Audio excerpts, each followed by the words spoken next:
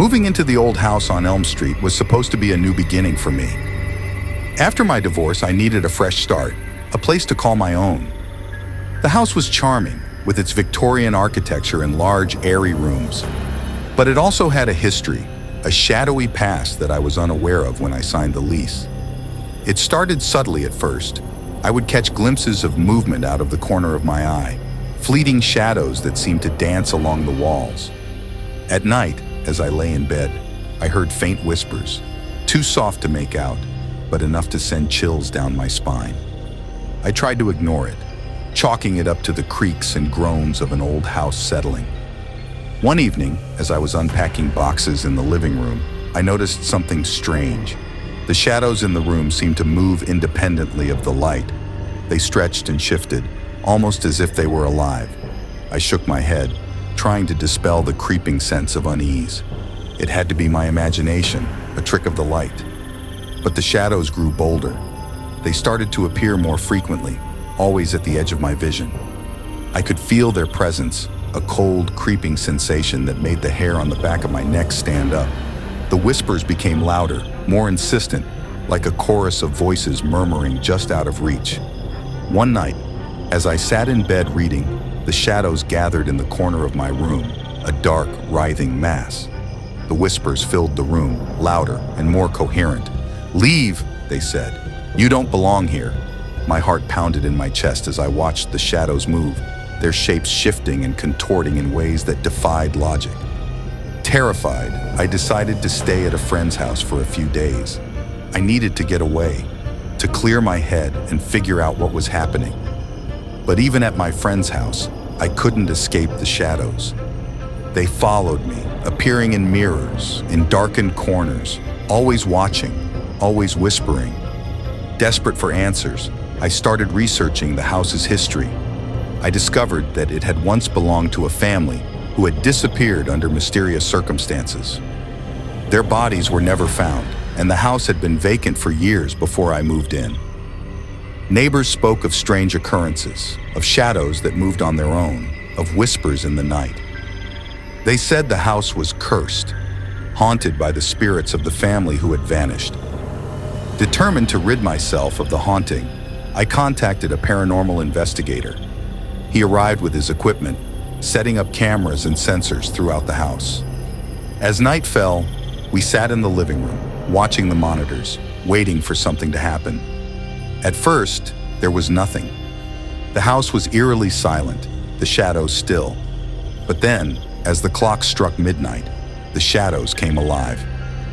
They moved with a malevolent intent, converging in the center of the room. The whispers grew louder, filling the air with their urgent, incomprehensible murmurings. The investigators' equipment went haywire.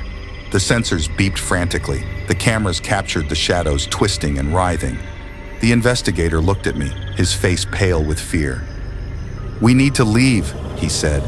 "Now." As we fled the house, I felt the shadows pressing in around us, their whispers growing louder, more desperate. We barely made it out the door before the shadows seemed to engulf the house, a dark, roiling mass that swallowed everything in its path. Outside, the investigator explained that the house was a vortex, a place where the veil between the living and the dead was thin. The shadows were spirits, trapped between worlds, their whispers a plea for help, or perhaps a warning. He advised me to leave and never return. I moved out the next day, leaving everything behind. I couldn't shake the feeling that the shadows were watching, waiting for me to return. Even now, in my new home, I sometimes see them at the edge of my vision, hear their whispers in the dead of night. I don't know if I'll ever be free of them, or if they'll follow me forever, a dark, haunting reminder of the house on Elm Street. I've always been fascinated by old houses, the history they hold, the stories they whisper through their creaking floors and faded wallpaper. So when I stumbled upon the abandoned house on Maple Lane, I was intrigued. It was a decaying relic, hidden behind overgrown bushes and tall grass, its windows boarded up, its paint peeling away in long, curling strips. I couldn't resist exploring it. I pushed through the tangled vines and weeds, feeling like an adventurer stepping into a forgotten world. The front door was unlocked, swinging open with a groan that echoed through the empty halls. The air inside was thick with dust and the smell of decay, and a chill ran down my spine as I stepped over the threshold. The house was a time capsule, filled with remnants of its past. Faded photographs lined the walls, their frames tarnished and cracked. Furniture covered in dusty sheets stood like silent sentinels, guarding the secrets of the house. There was a sense of abandonment, of lives interrupted, as if the occupants had left in a hurry and never returned. I wandered through the rooms, taking in the eerie beauty of the decay. But as I explored deeper, a sense of unease began to creep over me. The house felt wrong, like it was watching me, waiting for something. I tried to shake off the feeling, telling myself it was just my imagination. In one of the upstairs bedrooms, I found an old diary. Its pages were yellowed and brittle, filled with a spidery, frantic handwriting. The entries spoke of strange noises, of whispers in the night, of shadows that moved on their own. The last entry was a desperate plea for help, the words trailing off into a smudge of ink. As I read, a chill settled over the room. The light dimmed, and the air grew colder. I looked up and saw a shadowy figure standing in the corner, its form barely discernible in the gloom. My heart raced, and I stumbled back, dropping the diary. The figure didn't move, but I could feel its eyes on me, cold and malevolent. I ran from the room, my breath coming in ragged gasps. The house seemed to come alive around me, the walls closing in, the shadows deepening. I could hear whispers, low and insistent, following me as I fled down the stairs. The front door loomed ahead, but as I reached for it, it slammed shut with a force that shook the house. Trapped, I turned to find the shadowy figure at the top of the stairs, its eyes glowing with a malevolent light. It started to descend, each step slow and deliberate, the whispers growing louder, filling my mind with a cacophony of voices. I backed away, feeling the cold seeping into my bones, my breath frosting in the air. Desperate, I ran through the house, searching for another way out. The whispers followed me, echoing through the halls, growing more frantic, more urgent. I could feel the figure closing in, its presence like a dark, suffocating cloud. Finally, I found a back door, hidden behind a stack of old furniture. I threw it open and stumbled into the overgrown yard, gasping for air. The house loomed behind me, its windows dark and empty, like eyes watching me, waiting for me to return. I never went back to the house on Maple Lane. I couldn't shake the feeling that something had followed me, that the house's dark presence had latched onto me. Even now, I sometimes hear the whispers in my dreams, feel the cold fingers of fear brushing against my skin. I've tried to forget, to move on, but the memory of that day lingers, a dark shadow that I can't escape. And sometimes, in the dead of night, I see the shadowy figure at the edge of my vision, waiting, watching, ready to drag me back to the house on Maple Lane. The nightmares started soon after we moved into our new home. At first, they were just fleeting images, dark and indistinct. But they grew more vivid, more terrifying each night. The worst part was the figure that haunted them, a man with no face, his features smooth and blank like a porcelain mask. I would wake up drenched in sweat, my heart pounding. The image of the faceless man burned into my mind. I tried to tell myself it was just stress, the anxiety of starting over in a new place. But deep down, I knew there was something more to it, something darker. One night, as I lay in bed, I heard a faint tapping at the window. I turned over, expecting to see a tree branch or maybe a bird, but there was nothing there. Just the empty night and the feeling of being watched. I tried to shake it off and went back to sleep, but the tapping continued, growing louder, more insistent. The next morning, I found strange marks on the window, like long, thin fingers had been dragged across the glass. My husband, Paul, tried to reassure me, saying it was probably just the wind. But the marks were too deliberate, too precise. I couldn't shake the feeling that something was trying to get in. As the days passed, the sense of dread grew. I started to see the faceless man everywhere, not just in my dreams. He would appear at the edge of my vision, a dark, looming figure watching me from the shadows. His presence was suffocating, filling me with a cold, gnawing fear. One evening, as Paul and I were watching TV, the power suddenly went out. The room was plunged into darkness, and a chill settled over the house. I fumbled for my phone, using its light to guide me to the fuse box. As I opened the basement door, the light flickered and went out, leaving me in complete darkness. I felt a cold hand brush against my arm, and I screamed, stumbling back. Paul rushed to my side, and we managed to get the power back on. But the feeling of that cold, clammy touch lingered, sending shivers down my spine. The nightmares intensified. The faceless man would stand at the foot of my bed, his blank, featureless face staring at me. I could feel his eyes, though I couldn't see them, boring into me, watching, waiting. I would wake up screaming, the sound echoing through the silent house. One night, I woke up to find the faceless man standing in the corner of our bedroom. He was closer than ever before, his presence overwhelming. I tried to move, to scream, but I was paralyzed, trapped in my own fear. He reached out a hand, and I felt a cold, suffocating pressure around my throat. Paul shook me awake, his face pale with worry.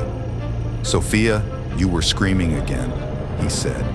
I could see the fear in his eyes, the helplessness.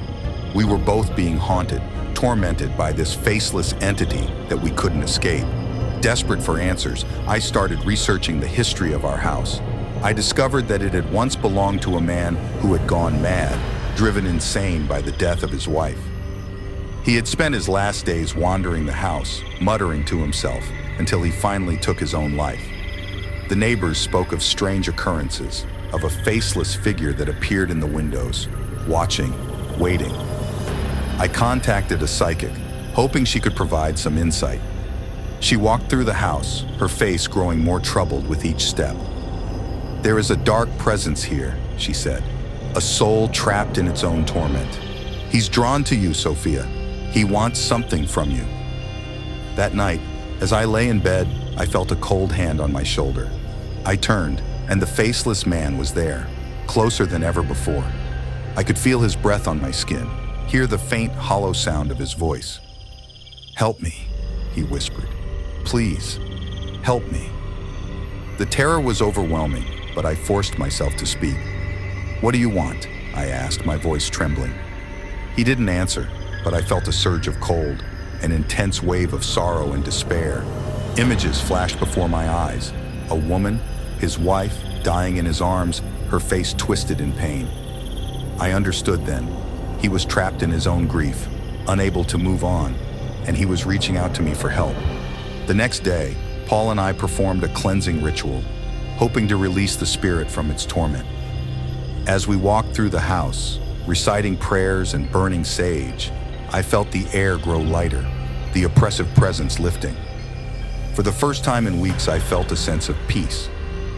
The nightmares stopped, and the faceless man no longer appeared. But sometimes, late at night, I still feel a faint, cold touch, a reminder of the spirit that once haunted our home. I hope he's found peace wherever he is, and I hope I never see that faceless figure again. When my husband and I moved into our new home, it felt like a dream come true. The house was perfect for starting a family, with its spacious rooms and large backyard. But there was one room that we never planned to use, the attic. It was filled with old, dusty furniture and forgotten toys, remnants of the previous owner's lives. We didn't think much of it at first. The attic was just a storage space, a place for things that no longer had a purpose. But as the weeks passed, strange things started happening.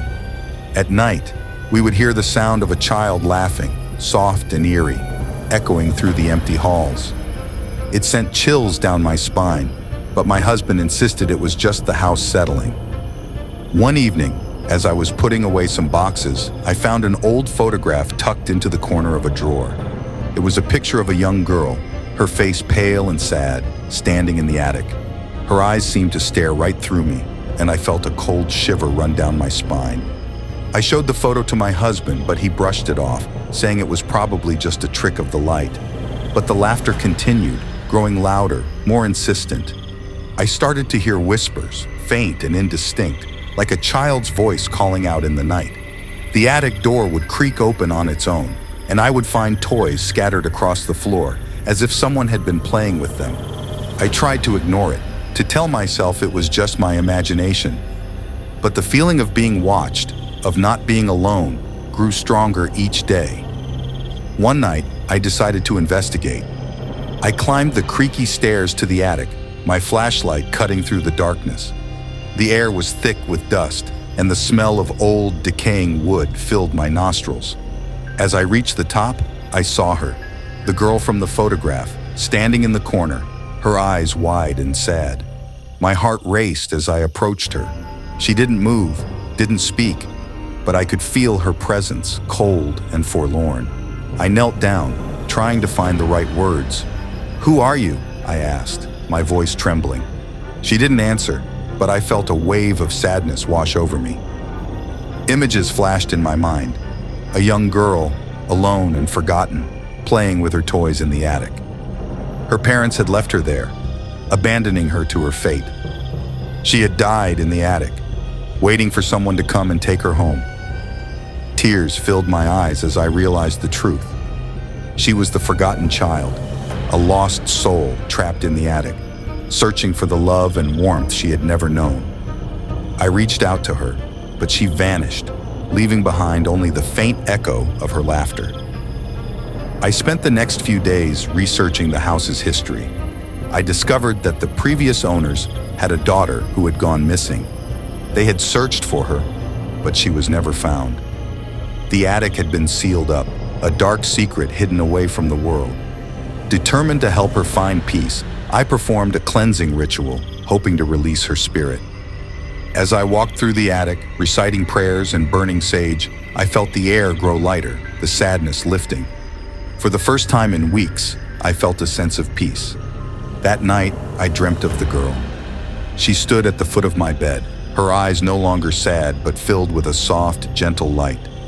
"Thank you," she whispered, her voice like a soft breeze. I reached out to her, but she faded away, leaving behind a sense of warmth and comfort. The laughter stopped, and the attic door stayed closed. The toys remained in their place, untouched. I never saw the girl again, but sometimes in the quiet of the night, I feel her presence, a gentle reminder that she has found the peace she was searching for. Thanks for watching. If you enjoyed this story, please like, subscribe, and hit the bell icon for more chilling tales. Share your thoughts and fears in the comments below. And remember, some souls just need to be remembered.